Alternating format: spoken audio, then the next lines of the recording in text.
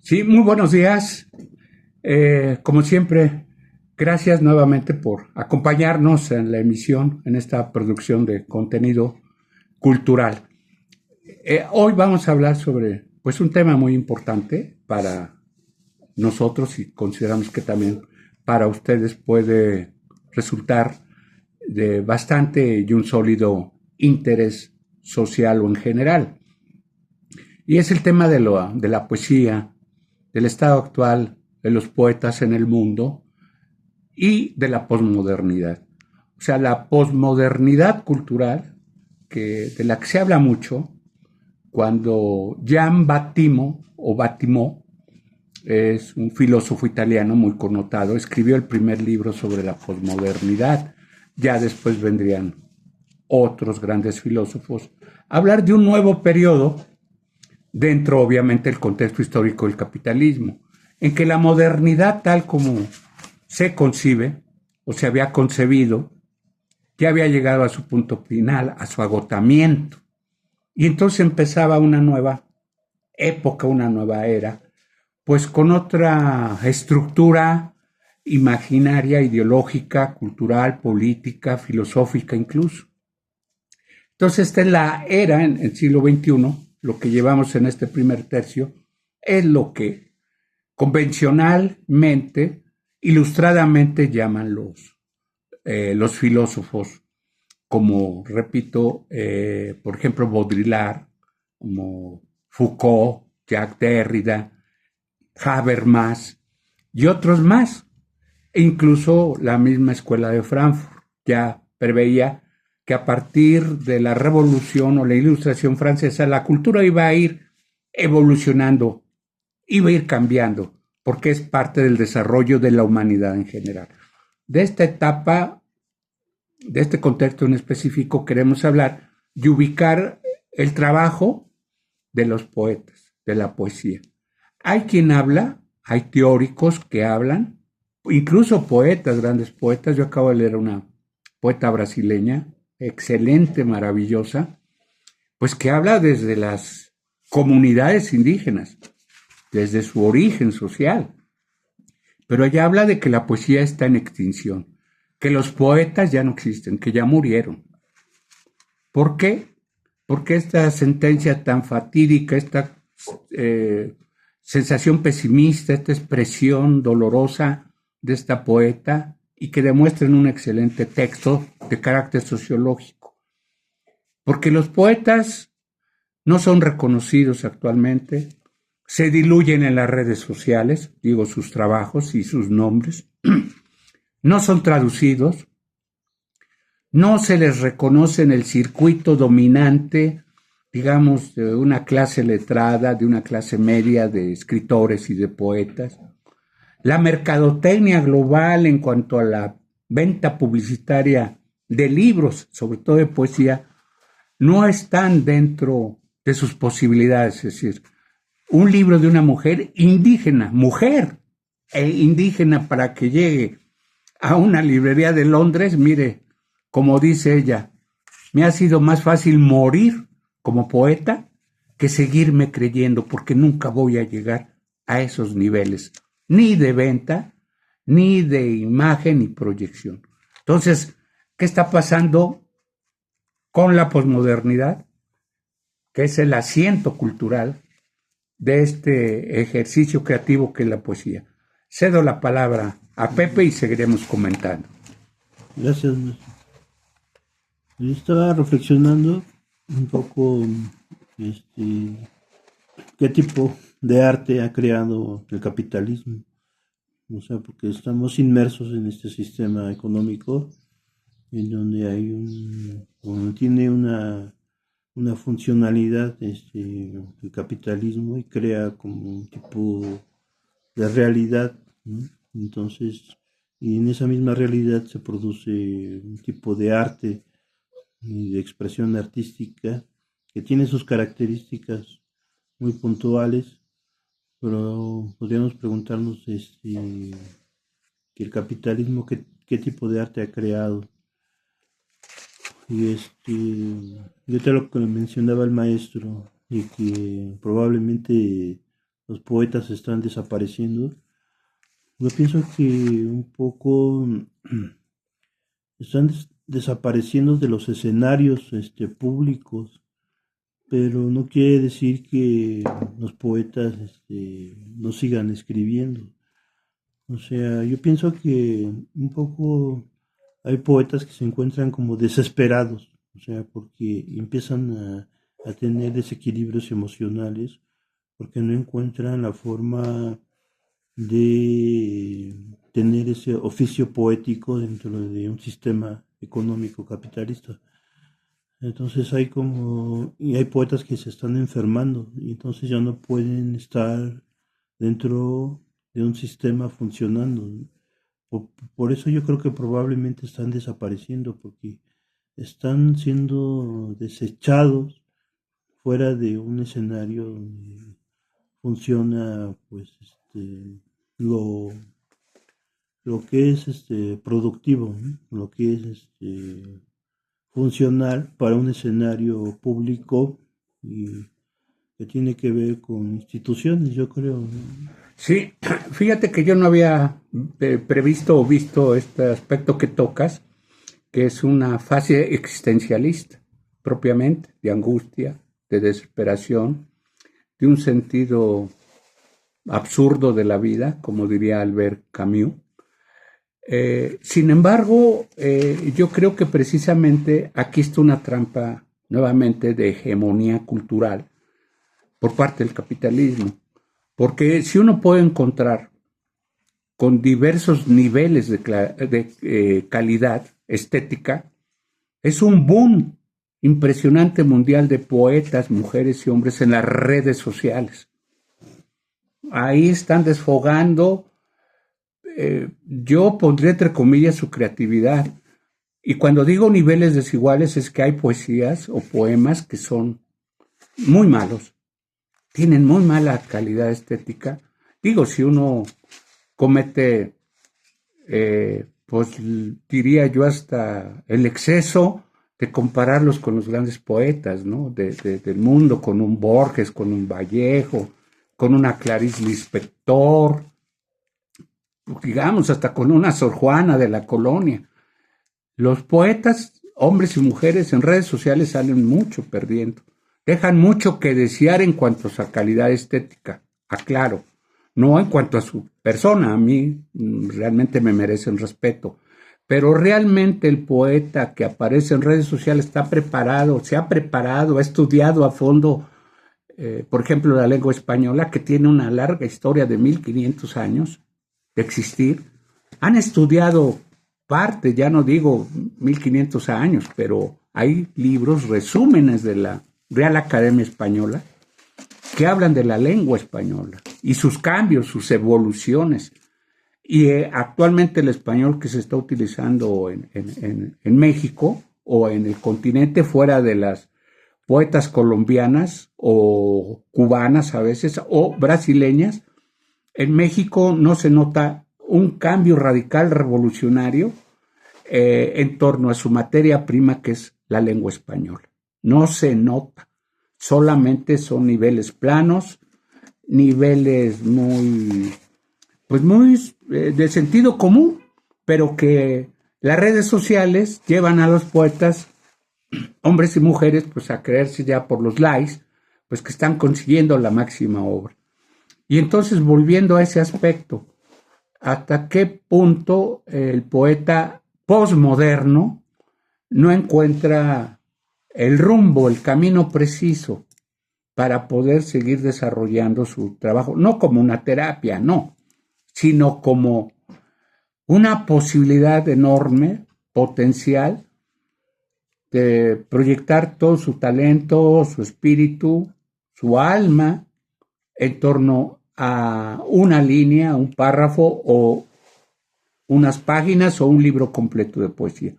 ¿Hasta dónde realmente el poeta y por qué se le declara ya muerto? Acuérdate que hay hasta una película por ahí que decía, ¿no?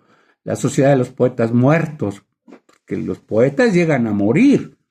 O sea, un poeta no es fuera de su obra, el poeta físicamente llega a morir. Claro, van a surgir, a nacer otros, por fortuna, pero todo poeta muere tarde o temprano físicamente. El único testimonio legítimo de su existencia va a ser un libro de poesía. Fuera de eso no deja otra cosa. El poeta deja un libro al porvenir, al flujo del tiempo, pero él se desaparece tarde o temprano. Bueno, pues sigamos con el tema, Pepe. Maestro, pues se sigue habiendo interés por parte de las instituciones culturales de muchos países en emitir convocatorias de premios literarios y más en el área de poesía, que están interesados por saber de la nueva poesía escrita por jóvenes y que además otorgan una cantidad pues considerable de dinero para quien llegue a ganar ese premio. O sea, sigue habiendo esas convocatorias, pero yo pienso que también participan en esas convocatorias aquellos poetas que están como son poetas como funcionales, ¿no? Que pueden participar en los premios pero que aparte de ellos hay otros poetas más radicales o poetas más experimentales que viven de forma extrema y que su poesía pues tiene un contenido más fuerte, ¿no? Por la forma de vivir. Entonces ahí hay como una cierta separación, ¿no? De aquellos poetas que ganan premios y que pueden ser funcionales a un sistema y otros poetas que casi viven en la calle, que viven en la pobreza, pero que sus escritos, o sea, tienen un valor literario mucho más alto que aquellos que yo pienso que ganan premios literarios. O no sé. Sí, realmente es un tema bastante complejo, pero es un fenómeno muy evidente.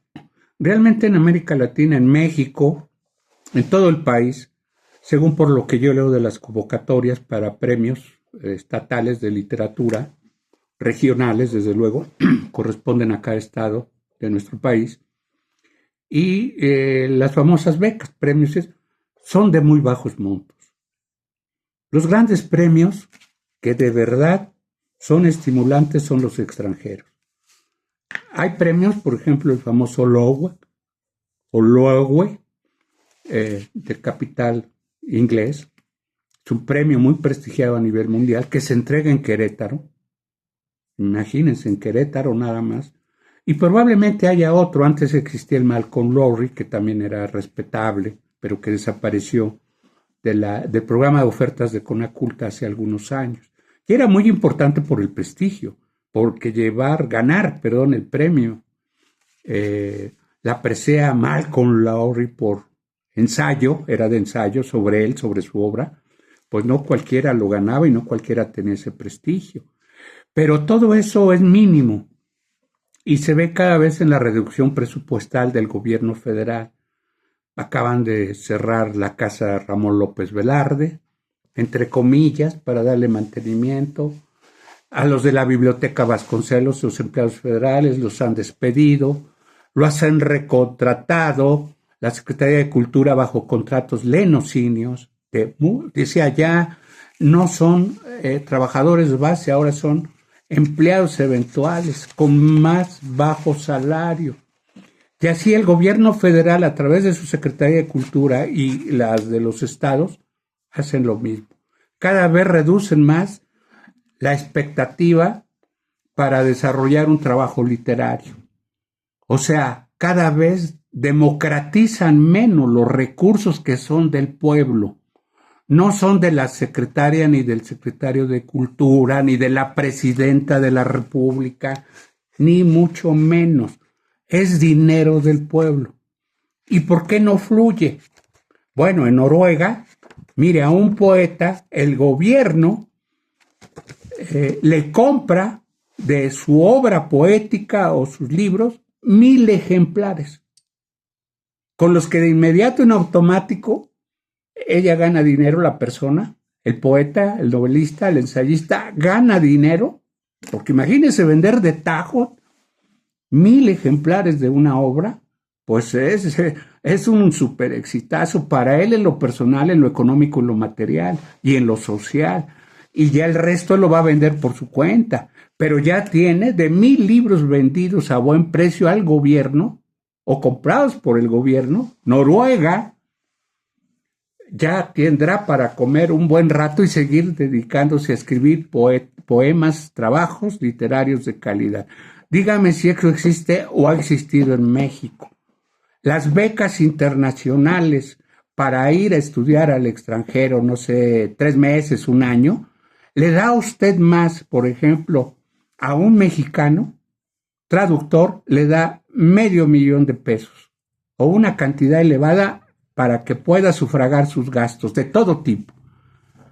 México, si le entrega a usted $10,000, es mucho, es una miseria.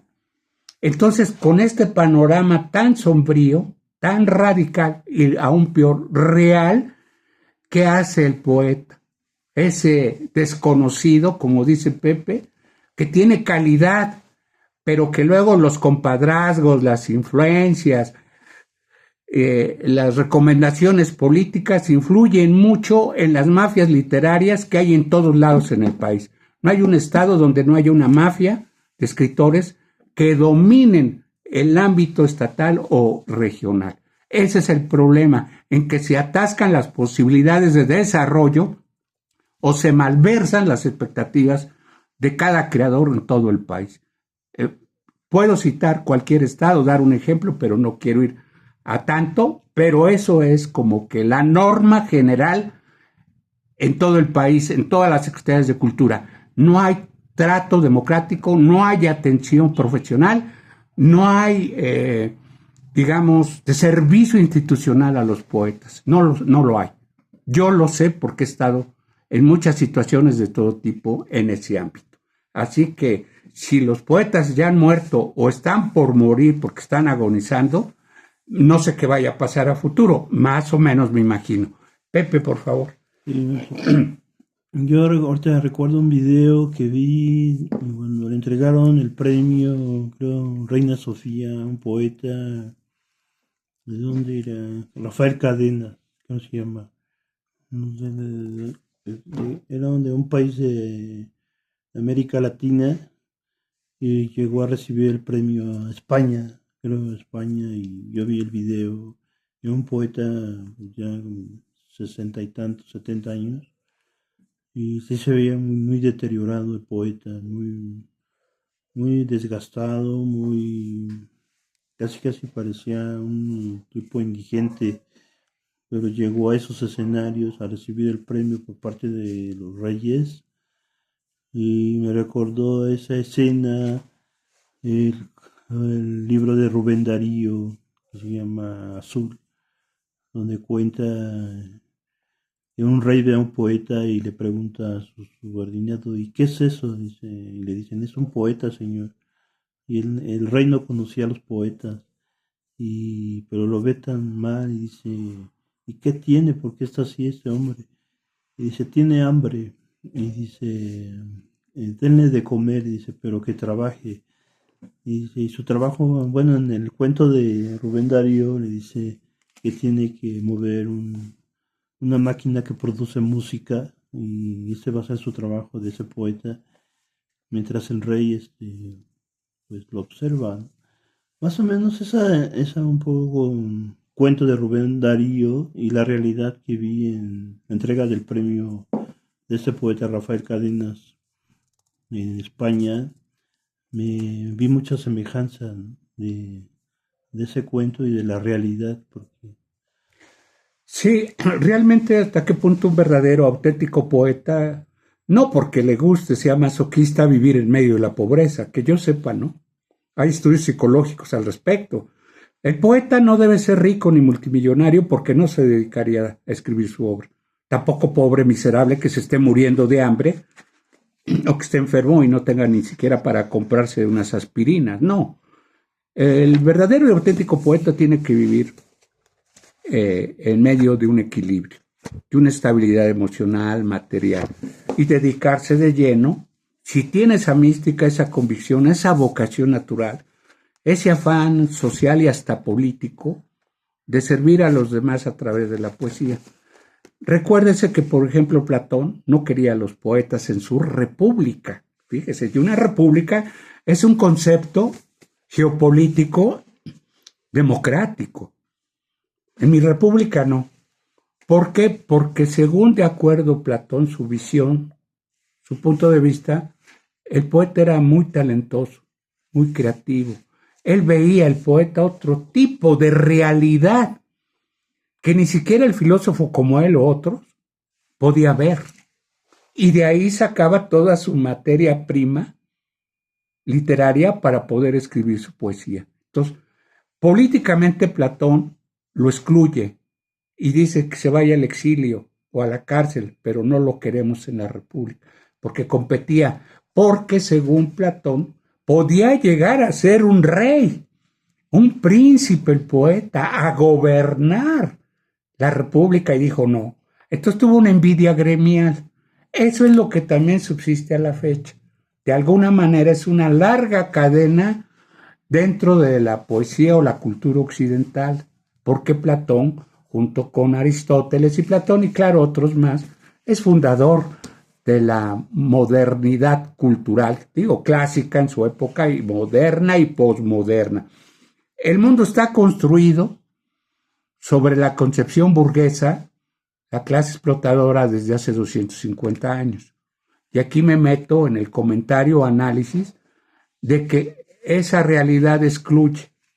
Por ejemplo, imagínense un poeta muy bueno en cuanto a calidad que gana el Nobel de Literatura. Ese Nobel ya es también un premio muy viciado. Sí, muy ambiciado, muy codiciado, pero no cualquiera gana el premio Nobel de Literatura, que es una cantidad enorme de dinero. El caso de Octavio Paz, que lo ganó, y otros poetas que lo han ganado, o este español, o estos premios ingleses o norteamericanos, que permiten vivir tranquilamente, cómodamente al poeta, al escritor. Entonces, la construcción de la realidad que hace el capitalismo ideológicamente a través de la propaganda, de las plataformas, de la inteligencia artificial, que también ya se le puede nutrir de datos y procesar poemas. Imagínense hasta dónde va a llegar la pobreza, la miseria o la marginación social de los poetas actuales, en todos lados, en México sobre todo, porque somos un país subdesarrollado, somos un país criminalizado, somos un país corrompido por la demagogia política y la cultura les interesa menos en el gobierno federal y en los gobiernos estatales. Eso está más que claro. Si no, no hubiera tanta crisis y tanta parálisis cultural en México. Prefieren mejor hacer obras faraónicas que como Noruega, a ver, Pepe, escribiste unos poemas y tienes 1000 libros, no te preocupes, aquí está, bien pagada. Quiero ver eso en México y en todos los estados de la República, pero no, mi voz ciudadana no llega a esas alturas ni a ningún lado. Bueno, Pepe, si gustas. Yo creo que como la poesía un poco está basada en lo subjetivo, o sea que hay una dinámica entre lo subjetivo y lo objetivo. Entonces, como está en ese movimiento de subjetivo y objetivo, también repercute en la persona del poeta o en su trabajo, porque no es, a veces es valorado y a veces no es valorado.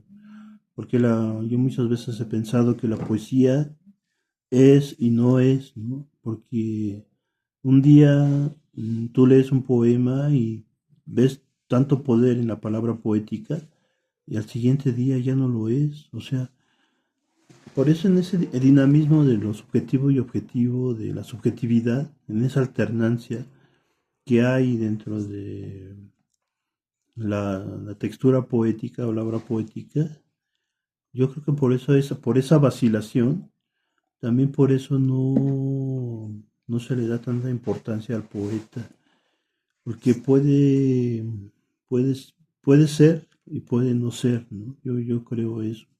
Hay un dinamismo un poco complejo. Un amigo decía que los poetas la tienen difícil, ¿no? O sea, de todos los sectores que hay en la sociedad en cuanto a actividad, por ejemplo, los deportistas tienen un trabajo, no sé,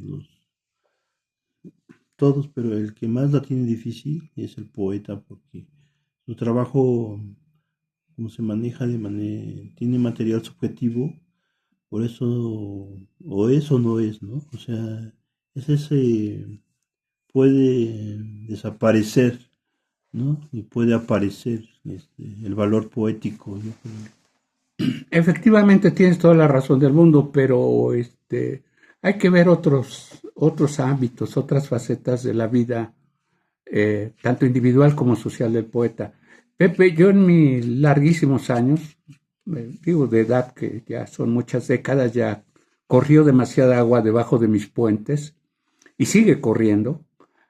He visto muchos poetas, conocido muchos poetas, tenido amigos que han muerto, que han perdido la razón en los manicomios, abandonados, pobres, miserables, en los hospitales, porque los rechaza su familia o la misma sociedad. Bueno, he visto a muchísimos estar en la cárcel por robar. Y muchos que han estado en AA, en los anexos de Alcohólicos Anónimos, que no me dejará mentir, ni tú, y creo que muy pocos. Entonces el poeta, por lo que sea, más que nada por un sistema social, cultural, totalmente injusto, irracional, salvaje, tiene que vivir en esos lugares. Te has de acordar de José Luis Panero, en España, en un manicomio. Yo me acuerdo de un amigo filósofo en Puebla, que ya murió en un manicomio, filósofo niciano. Me acuerdo de otro gran poeta oaxaqueño, con un talento, que murió en la calle, o como murió Papasquiaro, pobre y atropellado por un vehículo, fatalmente. Entonces, esa parte de la vida, la parte trágica, forma también parte, es un sello distintivo en el espíritu del poeta que trata de sobrevivir, trata con su poesía de entregar su generosidad espiritual, de cambiar este mundo tan miserable, tan trágico, tan dramático, de explotación social por todos lados, y bueno, no lo logra. Entonces, el campo de la poesía es un campo minado, de guerra para sobrevivir, donde el escritor no se fije dónde pone el pie, dónde pisa, lo vuela la granada del destino, la granada de la indiferencia social. Porque cuántos en México, y ahí está el fracaso total, absoluto del sistema educativo mexicano, de la SEP, de Mario Delgado. Los niños no saben leer. A los adolescentes jóvenes no les gusta leer, y menos poesía. Así que no nos mientan con sus horribles textos de educación oficial. En este país la SEP nunca nos ha enseñado a leer, hasta un servidor, correctamente. Entonces es otro espacio enfangado de adversidades por los que tiene que cruzar el poeta, a riesgo, a lo mejor que, como decía que sí lo logró como poeta clásico, Salvador Díaz Mirón, hay aves que cruzan el pantano y no manchan su plumaje. Mi plumaje es de esos. Pero ¿cuántos poetas en México, en Tlaxcala misma, lo pueden decir y gritar al mundo? Mi plumaje es de esos, blanco y puro, y pasé por en medio del lodazal homicida de un pantano. Eso es lo que yo me pregunto respecto a los poetas, la poesía actual, en donde tampoco ya no hay vanguardias literarias ni en Europa, ni en México, ni en América Latina, el resto o en otras partes del mundo, no hay grupos que estén revolucionando la poesía. Hay anarquistas que están luchando, pero de manera muy aislada. Pero fuera de ellos no hay más que esté buscando un cambio a través de la poesía. Un cambio social, desde luego. Entonces, son muchos los problemas, los frentes que tiene que enfrentar, perdón por la redundancia, los frentes de guerra, que no se ven, que son invisibles y que crean las redes sociales y el capitalismo global cultural dominante actualmente en el siglo XXI. Sí, maestro, pues ya un poco vamos a despedirnos de esta plática. No sin antes si quiere agregar algo más, maestro. No, pues nada más decir que se nos queda mucho en el tintero, Pepe. Este es un tema, el de la poesía, el de la muerte de los poetas, su agonía de los poetas y la posmodernidad. La posmodernidad no ha dejado de ser, aunque tenga ese título rimbombante, sofisticado, no deja de ser otra etapa más del capitalismo económico, ideológico, político y cultural. No deja de ser. La prueba la estamos viendo diariamente. Bueno, ahora hay que enterarse que según la inteligencia artificial, imagínense a un aparato, a una computadora, a un microchip, la van a alimentar esta máquina, la inteligencia artificial, de ayahuasca para que se reponga de sus atrofias, de sus confusiones y de su rezago, entre comillas, mental, operativo. Imagínense hasta dónde, hasta qué salvajada está llegando cuando la ayahuasca es una planta sagrada, milenaria de los pueblos amazónicos. Dársela a un microchip, yo no sé cómo lo vayan a aplicar, lo voy a investigar porque sí me llamó la noticia mundial, ¿verdad? De que ahora ChatGPT va a ser alimentado de ayahuasca. Nada más imagínense la irracionalidad de la tecnología y la ciencia capitalista en Silicon Valley y en otras partes del mundo. No, estamos en medio de un caos y de una demencia. Entonces los poetas son los primeros que pierden su sagrada vida, que pierden su oficio, porque el mundo capitalista nos está aplastando a todos y los poetas no iban a ser la excepción, lamentablemente. Bueno, pues muchas gracias, despido el programa y esperemos seguir platicando con ustedes de otros temas. Gracias, buen día. Gracias, hasta pronto.